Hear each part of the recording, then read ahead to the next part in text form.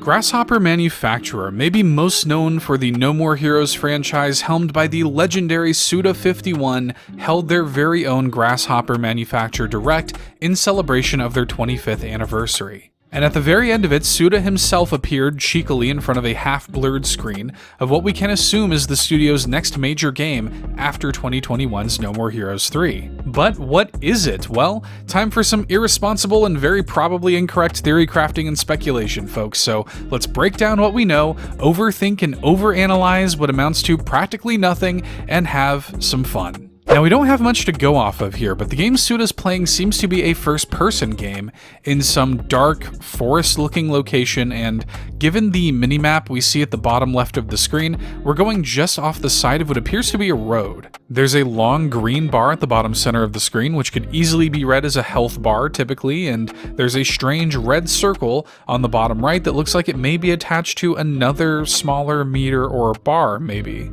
When Suda pauses the game to stand up and talk to James and Maddie to send off the presentation, a character menu is displayed. The characters themselves are blurred out, but appear to have dark hair, light skin, some sort of maroon jacket perhaps, maybe even the faint approximation of some blue jeans. Who knows? It certainly reads Travis Touchdown, which the internet seems to be really latching onto, and maybe it is, but this could well be an intentional misdirect also. What's more interesting here is what isn't blurred. Across the top of this screen are several menus, one that appears to be a general character overview menu, which is the one we're currently on, and presumably the default screen that you see when you pause the game. There's a second menu with an icon that displays several checkboxes, which could well be a quest log or objective tracker or journal. The third menu has got a gun icon, certainly your overall weapon menu or perhaps a weapon customization menu. The fourth menu has an icon that looks like a box or a chest, which could be for consumable items or other types of equipable items, as it looks like you'll have access to 15 item slots in the game. The fifth menu depicts another human-like silhouette icon, which is odd, and this one has got defined arms versus the general character overview menu icon shape. I think this is likely tied to assigning certain character abilities to the face buttons, as we see the same icon represented in the general overview screen, but we'll break that down more in just a minute. We've also got a sixth menu that depicts a book, possibly a log for character bios or story-related information. A seventh menu is represented by a question mark icon, which could be some sort of hint or tutorial system, or possibly even the game's save data menu. And then an eighth and final menu is represented by a gear icon, which typically denotes the settings menu. Now, on the overview pause screen, there is so much to look at. First of all, we have a health bar, which appears to be full, despite the fact that the green bar we see in the actual gameplay appears to only be half full. But just underneath it is a blood bar, which is in 3 segments and appears to be empty. Could it be that blood in this game is some sort of armor system or a second health bar, or maybe half of the health bar is your traditional green health and the other half of it is blood? Or maybe blood is even the consumable resource like mana or MP or whatever in other games that you use to cast your abilities. Who knows, but it's there and it's kinda weird. Not a lot of games have a blood meter. It could even be related to that weird red circle on the HUD that we saw earlier. Does this red circle denote the player's current blood count or blood loss? Interestingly, just underneath those is Emerald Flosion, almost certainly some sort of in-game currency, and Suda currently has 9,999 of it, whatever it is. Now, Emerald Flosion is actually the name of a classic pro wrestling finishing move created by legendary Japanese professional wrestler Mitsuharu Misawa, who Suda is a massive fan of. Suda grew up loving professional wrestling and got his first video game job at Human Entertainment working on the Fire Pro Wrestling series. The wrestling motifs have been persistent throughout basically Suda's entire career and really Grasshopper in general. The usage of tiger imagery is an homage to Misawa's turn as the Tiger Mask. The usage of green is certainly evocative of the Emerald Warrior, and I mean, even just in this specific 25th anniversary Grasshopper Direct, there's a ton of that homage paid. Professional wrestling and the creator of the Emerald Flosion specifically is a very key part of Suda and Grasshopper's DNA. So an overt reference to Emerald Flosion here isn't necessarily surprising, but it doesn't really clue us into what it's actually used for in this game.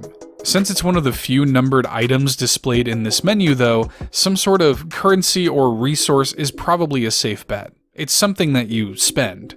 There are also 2 currently equipped weapons, something called a Spazer and something called a Brynhildr. Interestingly, the Spazer has no ammo count, whereas the Brynhildr has an ammo count of 9. My assumption here is that the Spazer is like a free use weapon, maybe some sort of taser or stun gun with unlimited ammo, whereas the Brynhildr is some sort of special weapon that has a limited use ammo count, maybe the type of thing you can spend Emerald Flosion to upgrade, for instance. Underneath those are what appear to be the abilities tied to the face buttons, and this is where that armed silhouette icon appears. In this case, the Y button is tied to what looks like to be some sort of ice-based ability, the B button appears to be a healing ability, the X button has some sort of purple-pink impact thing, maybe it's a psychic ability, and then the A button has a downward arrow point, and this one is a bit baffling. Y'all, there are so many things this could possibly mean. Is it some kind of warp or fast travel ability? Is it like an enemy marking ability or like a way to ping a location? Is it an ability that can call something to your location, like weapons or armor or vehicles? A mech suit? I don't know. I mean, and this is a really crazy thought, and it's probably just for me playing too much Tears of the Kingdom, but it almost looks like the inverse of that game's Ascend ability. At least that's where my head kind of went. Could you possibly have the ability in this game to seamlessly descend into another world below, like descending into hell or something with the press of a button? It's probably not this, but hey, Suda himself has been playing a lot of Zelda 2, so my mind wandered, give me a break.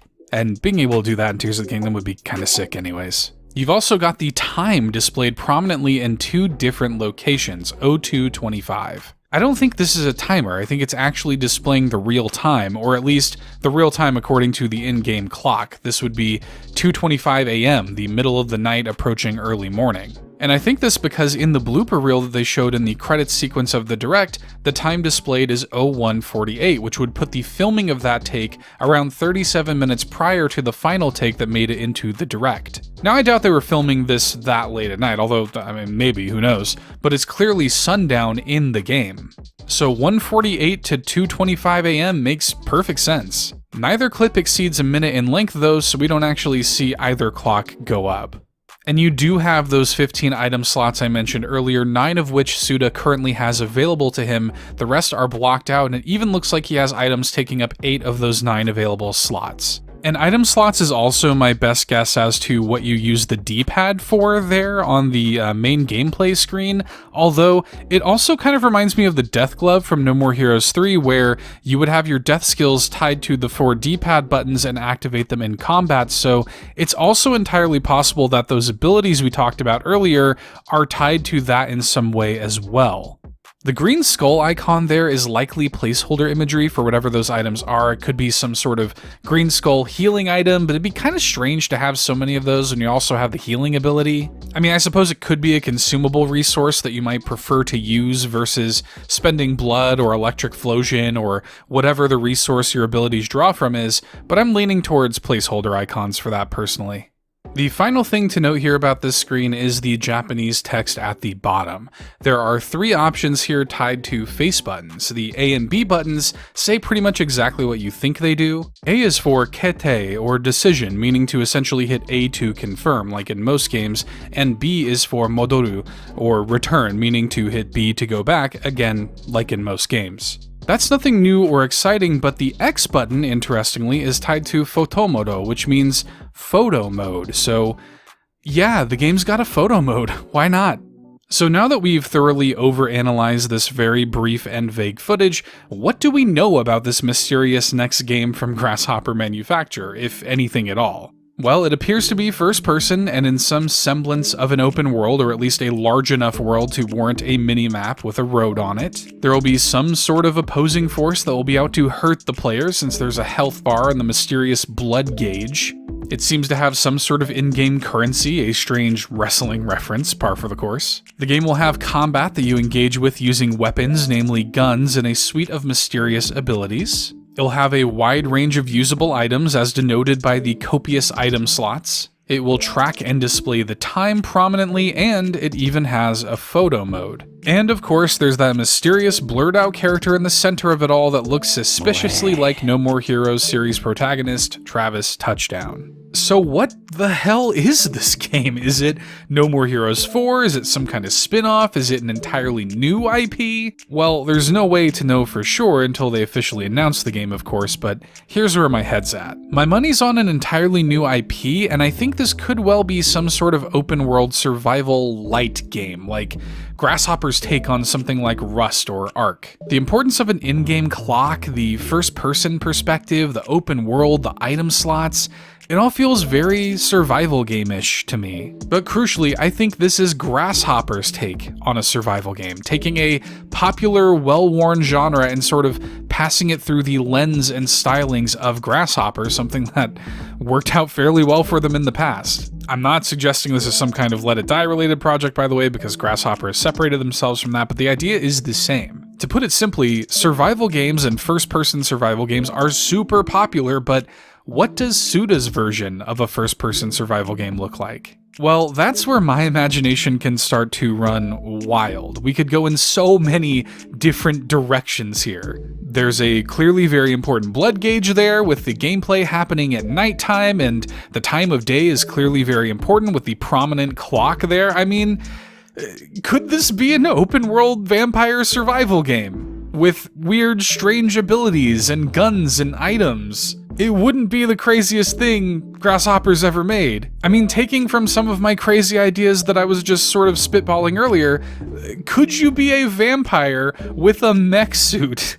Or a vampire that can descend back into hell below the earth during the daytime hours or something? That'd be kind of cool. Or is it something entirely different from any of those things? I mean, Suda has taken great pains to maintain rights and workarounds to include characters from his past games into his modern games, somehow finding a way to make it work, legality be damned. It definitely feels like he's making some kind of universe or wanting to do more with his own characters. I mean, maybe this is something he's building towards, some sort of Suda super game that blends the worlds and characters of his past games together. You know, with blood, I guess.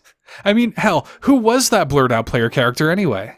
While the blurry image we see is certainly and maybe even intentionally giving us Travis Touchdown vibes, we actually will get a better look at this character than we initially think. In the credits sequence blooper reel, the team hasn't blurred the character behind Suda, and for just a brief moment, we can see what looks like some blue-jeaned legs and some sneakers poking in the space between Suda's arm. So in some ways, the Travis Touchdown argument is stronger than ever before, frankly, but it could just as easily be an entirely new character. Because I mean, honestly, like, we've never even really seen Travis using a gun like that. I mean, he typically uses his beam katana or wrestling moves and all the rest.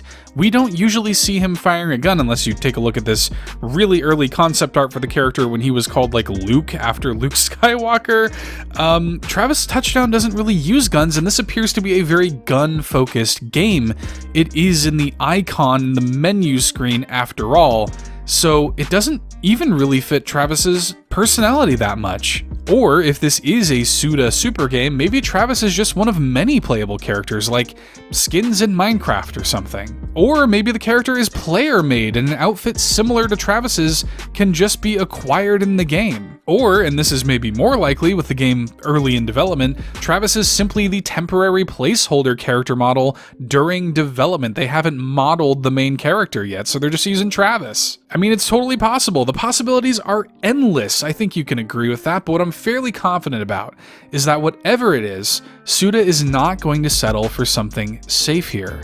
In fact, lately he seems to be more willing to push further and be even more ambitious than ever before. Grasshopper Manufacture is now a 25-plus-year-old company, and as of October 2021, their parent company is Chinese multi-billion-dollar company NetEase Games. And since the acquisition, Grasshopper seems to have kind of found a new lease on life, even forming Yabukiri Studio about this time last year to maintain the smaller, more intimate scale and feel of the company after splitting from Gung Ho and Let It Die when their staff was at its largest. Yabukiri Studio is named after the strongest type of Grasshopper, and yes, this GhM Direct was filmed from that studio. Now, I obviously don't know the inner workings of Grasshopper, I only know it's been made public, but my feeling is that it's a studio of dozens now, not hundreds. And for Suda's part, the sense of security, or ease, pun intended, coming from NetEase seems to have given him the maximum confidence he needs to continue to take his unique risks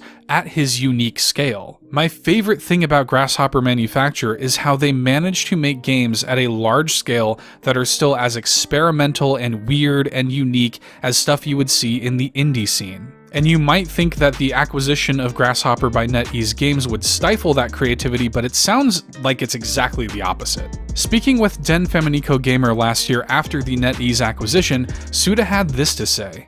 Quote, "They, NetEase, even said that they had no problem even if we strike out each time at bat. That means that I can swing as hard as I want. So I intend to take a full swing. That's a blessing for a creator. I think that I'll be able to create about 10 more games before I die. So for each of those 10 at-bats, I'm going to take full swings and aim for home runs." End quote. For my part, I can't wait to properly see how hard Suda can swing. And Suda, if you're somehow watching this, thank you very much for your games, keep making them weird, and I hope I'm right about the vampires in mech suits.